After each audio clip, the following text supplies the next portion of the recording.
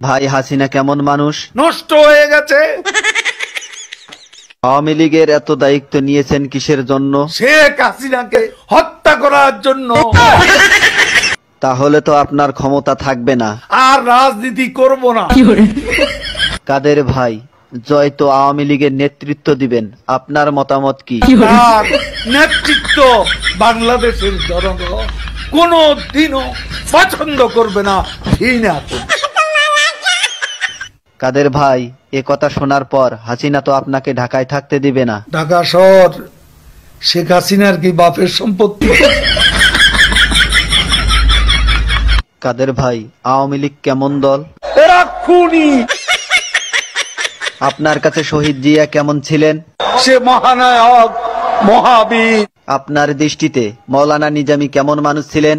এত সৎ মানুষ রাজনীতিতে এমন